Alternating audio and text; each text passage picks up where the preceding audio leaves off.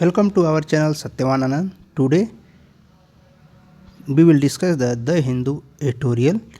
तो the Hindu editorial के news को हम एनालिसिस करेंगे आज, लेकिन इससे पहले देखा जाए तो करंट अफेयर का जो पोर्शन है, करंट अफेयर न्यूज़ का पोर्शन, ये इससे हम डिस्कस कर चुके हैं, वीडियो अपलोड भी हो चुका है। तो आज इस वीडियो में हम देखेंगे कि एडिटोरियल में क्या क्या चीज़ें हैं, उससे हम एनालिसिस करेंगे।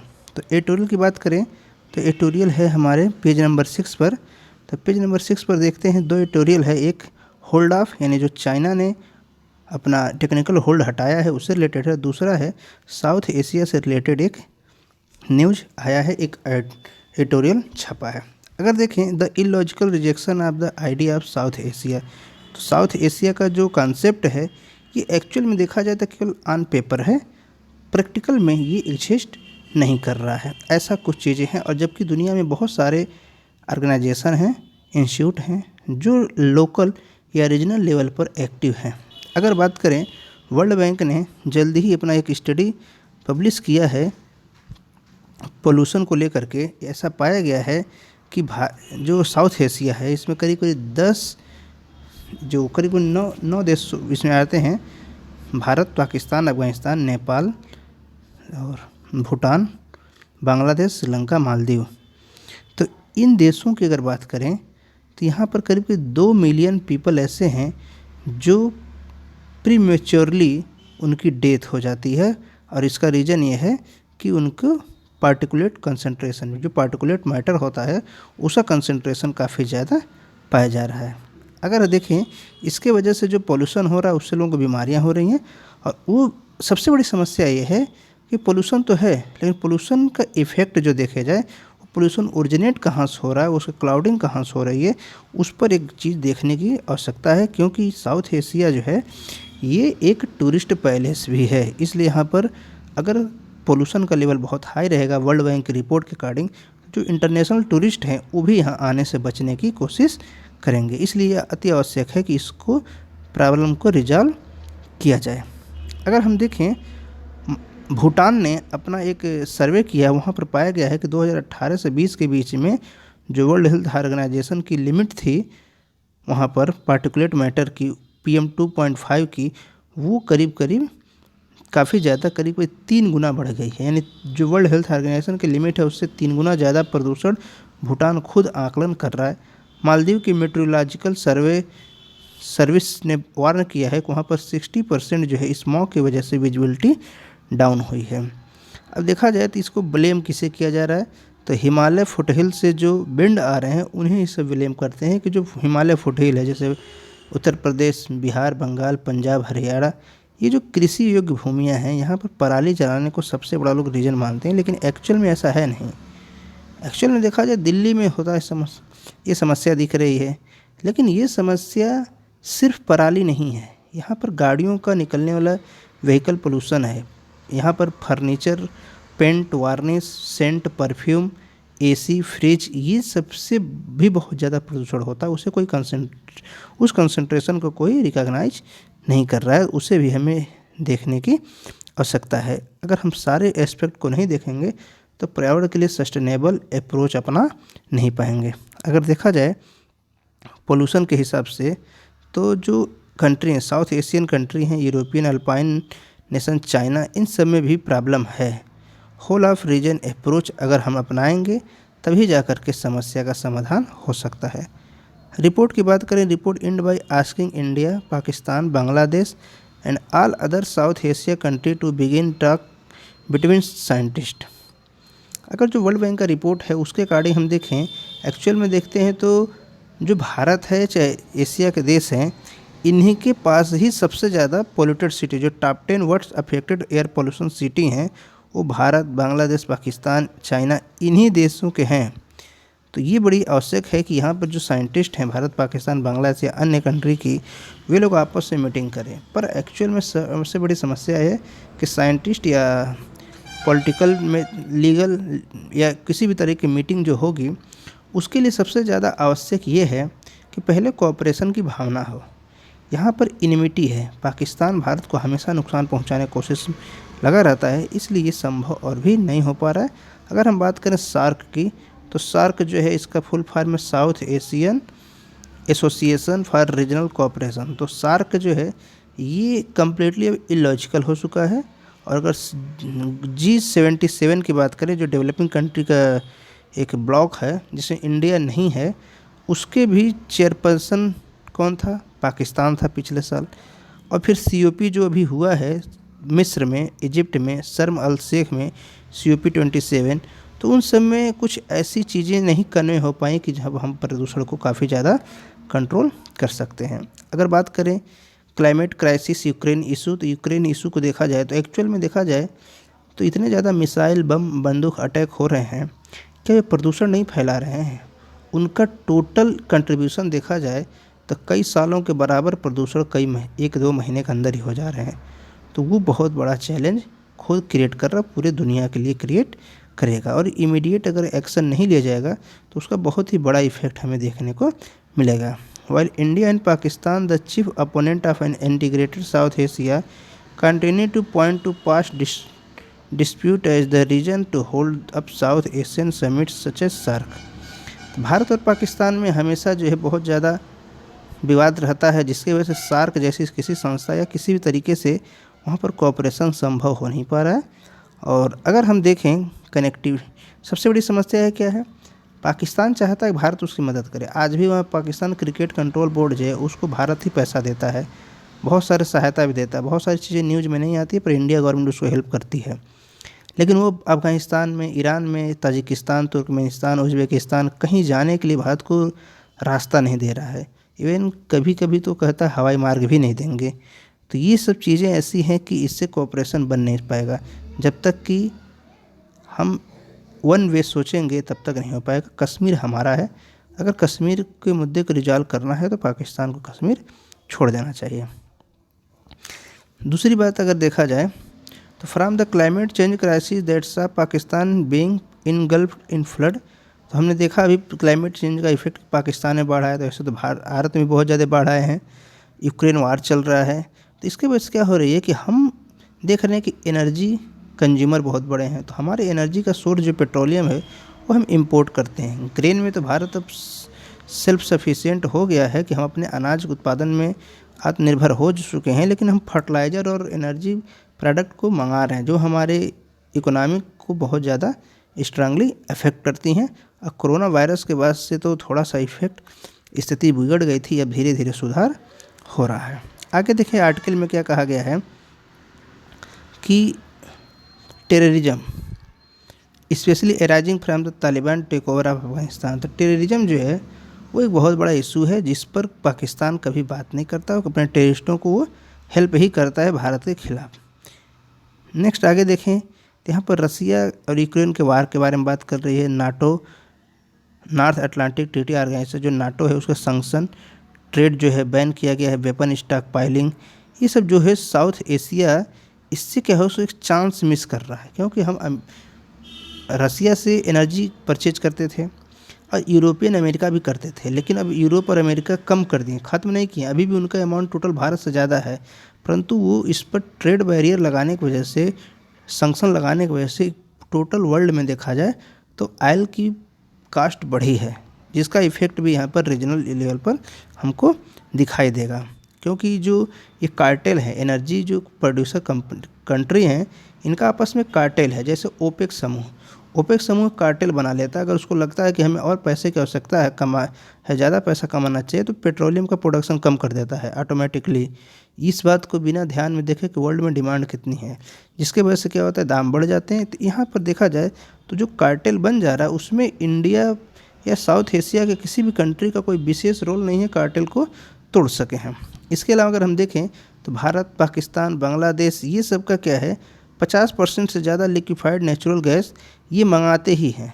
यानी इनका जो है बहुत बड़ा पार्ट डिपेंडेंसी है हमारे दूसरे नेशन पर, जिसके वजह से अन्य नेशन भी इसका लाभ उठाते हैं। अगर रीजनल फीचर की अगर हम बात करें तो हमारे यहाँ एक कहावत है, फ्रेज है, वसुधैव कुटुंबकम एंड डिप्लोमेसी एंड डायलॉग। तो वसुधैव कुटुंबकम ये जो है एक्चुअल में हम कहते हैं कि वर्ल्ड जो है ग्लोबल विलेज बन गया है ग्लोबलाइजेशन की राह में। तो वसुधैव कुटुम्बकम सही तो है, परंतु जब तक टेररिज्म जैसे और ये ट्रेड बैरियर जैसी चीज़ें बनी रहेंगी तब तक समस्याएं सामने बनी ही रहेंगी। और ये जो डिप्लोमेसी एंड डायलॉग का कंडीशन है, तो इसमें भारत पाकिस्तान में कोई डिप्लोमेसी है पर डायलॉग नहीं है, वो भी इफ़ेक्ट डालता है। और सार्क समिट में देखा जाए तो जब पाकिस्तान में हुआ तो भारत ने जो है वहाँ पर जो भी कराता है तो वहाँ पर कोई ऐसी चीज़ निकल के आती ही नहीं है कि हम कोई नई दिशा में काम कर सकें। अगर देखा जाए अभी ग्लोबल साउथ जो है, भारत ने G20 की प्रेसिडेंसी भारत के पास है, तो भारत ने ग्लोबल साउथ की बात किया, हमने यूक्रेन वार की भी बात की है। लेकिन अगर हम देखा जाए तो रीजनल लेवल पर हमें एक डायलॉग जो कंडक्ट करने चाहिए वो स्थापित नहीं हो पा रहे हैं। तो ये एक बहुत ही बड़ा मुद्दा है जो कि रिजॉल्व करने की कोशिश की जानी चाहिए। और अगर ये रिजॉल्व नहीं होगा तो ये समस्याएं हमेशा के लिए खड़ी रहेंगी और फिर हम समस्या से ग्रसित ही रहेंगे।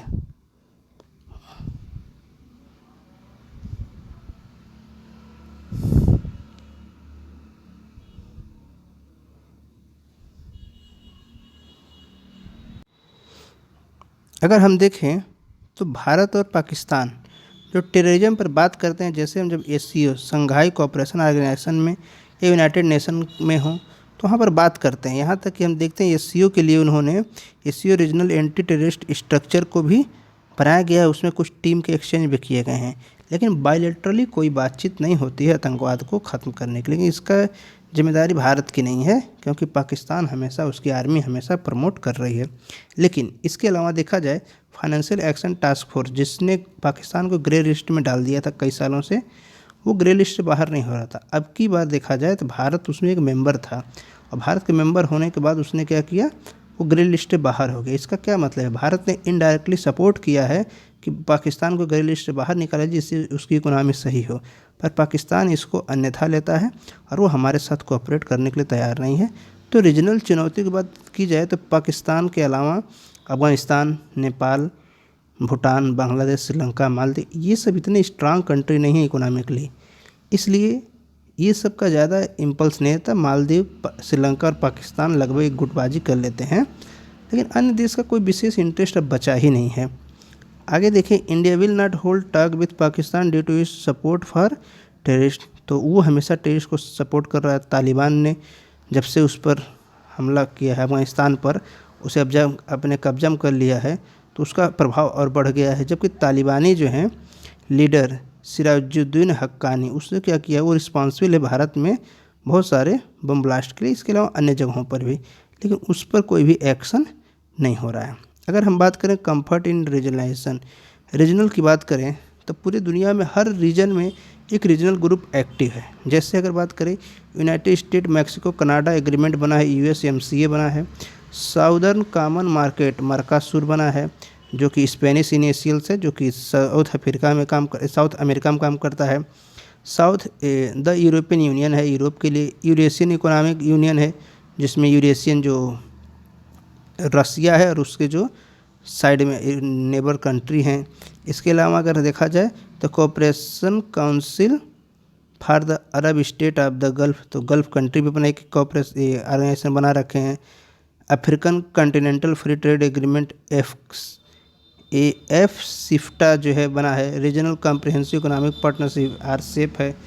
तो हम देख रहे हैं बहुत सारे जो है रीजनल ग्रुपिंग काम कर रही है, लेकिन चूंकि RCEP में भारत को निमंत्रण मिला था पर भारत ने एक्सेप्ट नहीं किया क्योंकि वहाँ पर चाइना का इन्फ्लुएंस इतना ज़्यादा है और वो ट्रेड एग्रीमेंट ऐसा था जिसमें चाइनीज सप्लाई माल से इंडियन मार्केट भर जाएगा, इसलिए उसको इंडिया ने अवॉइड किया है। लेकिन हम देखें इस तरह की ग्रुपिंग अगर फ़ायदेमंद हो तो उसमें कोऑपरेट करना चाहिए, बिना कोऑपरेशन के आगे बढ़ना संभव नहीं है। साउथ एशिया की बात की जाए तो साउथ एशिया कहाँ है, तो हिमालय और हिंदू कुश जो उसके नॉर्थ साइड कंसिडर किए जाते हैं और दक्षिण में इंडियन ओशन, इसे साउथ में कंसिडर किया जाता है। उधर वेस्ट एशिया और साउथ ईस्ट एशिया और दूसरे साइड उसको माने जाते हैं। तो इसका एक रीजनल पार्ट रखा गया है। अब ये विशेषकर कोई लॉजिकल नहीं है क्योंकि इसको हम चाहे जितना भी लॉजिकल मान लें, जब इसमें कोई कोऑपरेशन नहीं है ज़्यादा तो लॉजिकल ज़्यादा बचा नहीं है। अगर हम बात करें दूसरे फ्यूचर की, तो साउथ एशिया में एक दूसरे के साथ रिलेशन तो ठीक नहीं है, लेकिन अगर हम काम करें तो हमारा अब एजेंडा होना चाहिए health, energy, women's rights, security और टेररिज्म। इन चीज़ों पर बात होनी चाहिए। To reject this idea would mean a missed opportunity with repercussion more dire than those that come from the personal air the region breathe day. तो सबसे बड़ी बात यही है कि यहाँ पर अगर पॉल्यूशन को हम बायलैटरल या एक ग्रुपिंग बना करके इशू को रिजॉल्व नहीं करेंगे तो समस्या बनी रहेगी। इसके अलावा टेररिज्म एक बहुत बड़ी समस्या है। इन सब के लिए हमें एक मंच पर आना अति आवश्यक है, अदरवाइज समस्याएं घटने का नाम नहीं लेंगी। तो ये था आर्टिकल। नेक्स्ट आर्टिकल देखें तो नेक्स्ट आर्टिकल है जो पाकिस्तान ने होल्ड हटाया है, टेक्निकल होल्ड लगाया था, उसके बाद जो है लश्कर ए तैयबा का जो चीफ था, डिप्टी चीफ अब्दुल रहमान मक्की, उसके ऊपर सैंक्शन लगा दिए गए हैं यूएन सिक्योरिटी काउंसिल द्वारा। तो ये चीज़ें हम कल न्यूज़ में इसी वीडियो से पहले जो वीडियो अपलोड हुआ उसमें हम डिस्कस किए हैं। इसमें हम आर्टिकल में देखते हैं कि और क्या चीज़ें रिलेवेंट हैं। अगर देखा जाए तो मोस्ट वांटेड लिस्ट जो भारत और यूनाइटेड स्टेट की है, उन दोनों में ये था कि पाकिस्तान में टेररिस्ट है और उस टेररिस्ट को ब्लैकलिस्ट करना अति आवश्यक है। फाइनली चाइना के उस होल्ड को विड्रॉ करने के बाद ये संभव हुआ है। अगर हम बात करें कि दिल्ली यानी भारत सरकार की, तो जो डबल स्टैंडर्ड अपनाया जाता है टेररिज्म पर, कि जैसे पूरे विश्व के लोग नेता, पहली बात देखा जाए 1985-90 के बाद करीब 1988 में अमेरिका ने ही एक्चुअल में देखा जाए पूरे विश्व में जो आतंकवाद फैलाने की बात है, जो पाकिस्तान अफ़गानिस्तान से शुरू हो रहा है, उसे अमेरिका ने ही प्रमोट किया था। अमेरिका का ये इच्छा थी कि उस समय रसिया जो है सोवियत संघ था, यूएसएसआर था, और उसका प्रभाव अफ़गानिस्तान में, एशिया में बढ़ रहा था। उस प्रभाव को कम करने के लिए अमेरिका ने क्या किया, एक अलकायदा जो लादेन था उसको प्रमोट करने वाला अमेरिका ही था। जॉर्ज बुश के पिता जो है वो भी, जॉर्ज बुश नाम उनका भी था, वो भी प्रेसिडेंट ऑफ अमेरिका थे, उन्होंने फंडिंग किया था। बाद में जो है वो सब किया कि 2001 में खुद वर्ल्ड ट्रेड सेंटर अमेरिका पर भी हमला कर दिए। तब वर्ल्ड को ये लगा कि हाँ सच में अब कहीं टेररिज्म है, पर ना वो भारत हमेशा कहता था कि हम टेररिज्म से परेशान हैं, आतंकवाद हमको परेशान कर रखा है, पर कोई मानता नहीं था। अब हम देखते हैं फ्रांस में कई बम ब्लास्ट होता है, नॉर्वे में होता है, न्यूजीलैंड में होता है, अमेरिका में होता है। अब दुनिया के लगभग हर देशों में इसका इफ़ेक्ट फैल गया है, तो लोग अब मानते हैं। परंतु फिर भी चाइना उस पर होल्ड लगा दे रहा है, या कभी कभी कई देश सपोर्ट ही नहीं करते हैं। तो इस पर बहुत बड़ी बात है कि इस तरीके का होल्ड लगा देने से किसी व्यक्ति को टेररिस्ट घोषित नहीं किया जाएगा।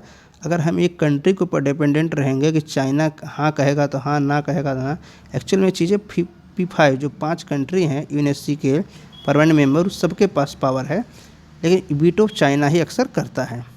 तो चाइना ने जो अलाउ किया है इस लिस्टिंग से, तो इससे क्या हुआ कि भारत को बहुत ज़्यादा फ़ायदा हुआ कि भारत ने जो को स्पॉन्सर किया था उससे अब पहली बार ऐसा हुआ है कि जिस भारत में प्राइमरली अटैक होते थे उस पर्सन को इंटरनेशनल टेररिस्ट घोषित किया। यानी ऐसा पहली बार है। बहुत सारे टेररिस्ट घोषित हुए इंटरनेशनली टेररिस्ट, बट वो दुनिया किसी दूसरे देश में हुआ कर, लेकिन भारत में कश्मीर में हमला करने के लिए पहली बार टेररिस्ट को एक इंटरनेशनल टेररिस्ट घोषित किया गया है, वो भी चाइना के जब लिस्टिंग हटाया है।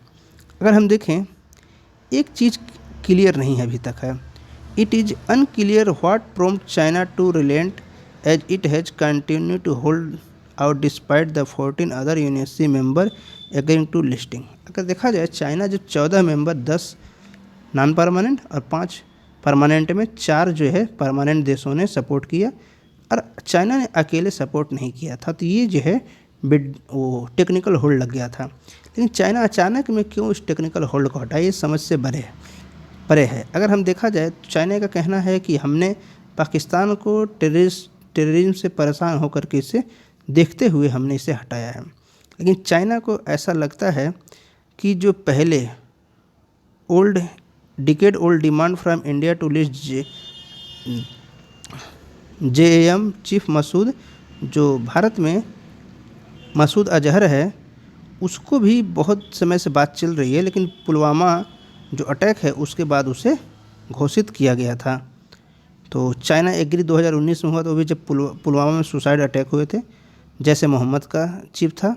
इसके अलावा अगर चाइनीज़ मिनिस्ट्री की बात करें, फॉरेन मिनिस्ट्री का क्या कहना है, conducive to enhancing international counter terrorism cooperation और recognise the Pakistan fight against terrorism. तो चाइना किस बात पर कहा है कि हम चाहते हैं पूरे विश्व से काउंटर टेररिज्म कोऑपरेशन में हेल्प किया जाए और टेररिज्म को हटाया जाए। इसके साथ साथ उसका कहना है कि पाकिस्तान परेशान है, तो यानी उसको इंडिया नहीं दिखाई देता कि इंडिया परेशान है, इस सेंस में उससे कोई एक्शन नहीं लेना।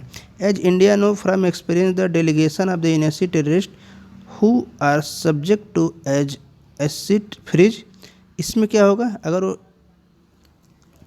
ब्लॉक किया गया है, इंटरनेशनल टेररिस्ट डिसाइड किया गया, अब क्या क्या होगा, उसके सारे एसिड फ्रीज हो जाएंगे, वो उसके जो भी बैंक अकाउंट हो वो फ्रीज हो जाएंगे, ट्रेवल बैन हो जाएगा, वो कहीं आ जा नहीं सकता, उसके हथियार छीन लिए जाएंगे, अगर कोई लाइसेंसधारी हथियार छीन लिया जाएगा, कोई नया लाइसेंस इशू नहीं होगा। लेकिन उसके पास जो अपने हथियार होंगे, जो लाइसेंसधारी नहीं है, उसका तो कोई नियम कानून नहीं है। तो उस पर कोशिश की जाएगी कि उसको जस्टिस सिस्टम के अंदर लाया जाए, लेकिन पाकिस्तान में है इसलिए विश्वास करना संभव नहीं है। इसके अलावा देखा जाए, पाकिस्तान ने जो है has yet to hold even one of the many terrorist accountable for the major attack they are accused of. इसके अलावा देखा जाए, बहुत सारे पाकिस्तानी आतंकवादी हैं, जैसे भारत में एक कांधार में जब अटल बिहारी वाजपेयी की 1999 गवर्नमेंट थी, IC 814 कांधार हाईजैक किया गया था। मुंबई 26/11 का अटैक है, जो 26/11 का अटैक है, पठानकोट, पुलवामा, इन सब अटैक में जो आतंकवादी हैं उनको भी अभी इंटरनेशनल टेररिस्ट घोषित करने की बात चल रही है, पर चाइना ने उस पर होल्ड लगा रखा है। It is possible that Makki designate as the result of behind the scene India China negotiation. ऐसा माना जा रहा है कि भारत में LAC पर भारत और चाइना के बीच जो क्लैश बढ़ गया था, उसके बाद जो बैठक होना शुरू हुआ है, उसी में ये निगोशिएशन में आया होगा और हो सकता है चाइना उस पर एग्री कर गया हो। लेकिन अगर देखा जाए, जो अन्य टेररिस्ट हैं, जो IC 814 हाईजैकिंग, जो कांधार हाईजैकिंग वाला था मामला था, उसमें अभी बहुत सारे आतंकवादी हैं, 4 मेन हैं जिनको आतंकवादी घोषित करना आवश्यक है। जैसा देखा जाए, हाफिज़ सईद का बेटा तलहा है, 26/11 हैंडलर साजिद मीर, लश्कर तैयबा रिक्रूटर जो है शाहिद महमूद, और अब्दुल रऊफ़ अजहर जो मसूद अजहर का भाई है, ये सब भी IC जो कांधार केस था उसमें 1999 वाले में ये एक्यूज्ड हैं, और इनको जो है इंटरनेशनल टेररिस्ट घोषित करने की बात चल रही है, लेकिन चाइना उस पर होल्ड लगा दे रहा है। आगे देखा जाए, new food grain scheme as an illusion double speak, ये कोई आर्टिकल विशेष नहीं है और इसलिए इसमें कुछ डाटा ही दिए गए हैं, इसलिए एग्जामिनेशन पॉइंट हम बहुत ज़्यादा डाटा याद नहीं कर सकते हैं, इसलिए रिलेवेंट ज़्यादा नहीं है, बस वही पुरानी चीज़ों को वो रिपीट कर रहे हैं। तो ये था आज का द हिंदू एडिटोरियल। तो मिलते हैं नेक्स्ट एडिटोरियल में, 19 तारीख के एडिटोरियल में मिलेंगे। तो थैंक यू। अगर चैनल पर नए हैं तो वीडियो को लाइक करें और चैनल को सब्सक्राइब करें। Thank you.